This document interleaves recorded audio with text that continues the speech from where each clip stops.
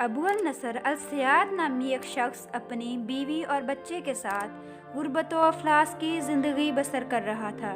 एक दिन वो अपनी बीवी और बच्चे को भूख से नडाल और रोता बिलखता घर में छोड़कर खुद गमों से चूर कहीं जा रहा था कि रास्ते में उसका सामना एक आलमे दीन से हो गया। उन्हें देखते ही अबू अल नसर ने कहा, ए शेख, मैं दुखों का मारा हुआ हूँ, गमों से थक गया हूँ, घर में बीवी बच्चे भूख से तंग हैं, मेहरबानी करके दुआ फरमाइए। शेख साहब ने कहा, मेरे पीछे चले आओ, हम दोनों समंदर पर चलते हैं। समंदर पर पहुंचकर शेख साहब ने उसे 2 रकत नफल नमाज पढ़ने को कहा। वो नमाज पढ़ चुका तो उसे जाल देते हुए कहा, बिस्मिल्लाह पढ़कर जाल समंदर में फेंको। जाल में पहली बार एक बड़ी सारी मछली फंसकर बाहर आ गई।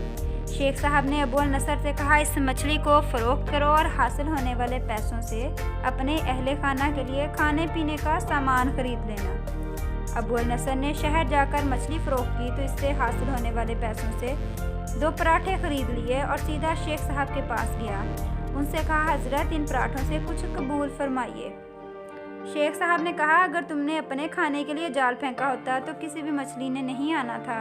मैंने तुम्हारे साथ नेकी गोया अपनी भलाई के लिए की थी, ना कि किसी उजरत के लिए। तुम ये पराठे ले जाओ और अपने अहले खाना को खिलाओ। अबू अल नसर अपने हाथों में पराठों वाला शॉपर पकड़े खुशी खुशी घर की तरफ जा रहा था कि रास्ते में उसे एक भूखों की मारी औरत को रोते हुए देखा।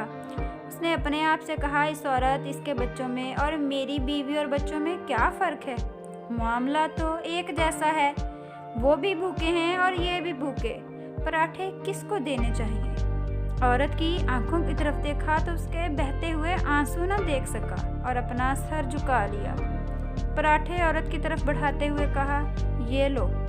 औरत के चेहरे पर खुशी और उसके बेटे के चेहरे पर मुस्कुराहट फैल गई। अबू अल नसर गमगीन दिल वापस लिए अपने घर की तरफ ये सोचते हुए जा रहा था कि अपने भूखे बीवी और बेटे का सामना कैसे करेगा। घर जाते हुए रास्ते में उसने मनादी करने वाला देखा जो कह रहा था, है कोई जो अबू अल नसर से मिला दे।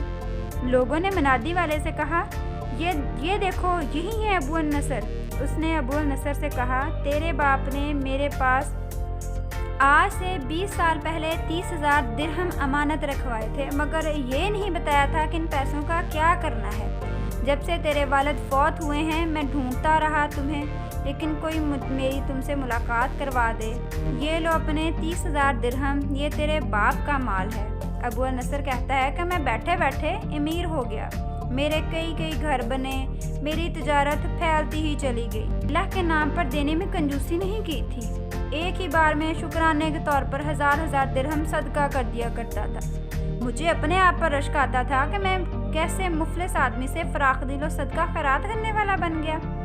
एक बार मैंने ख्वाब में देखा कि हिसाबो किताब का दिन आन पहुंचा है, मैज़ान में तराजू नस्ब कर दिया गया है। मनादी करने वाले ने आवाज़ दी, अबू अल नसर को लाया जाए, इसके गुनाहों सवाब तोले जाएं।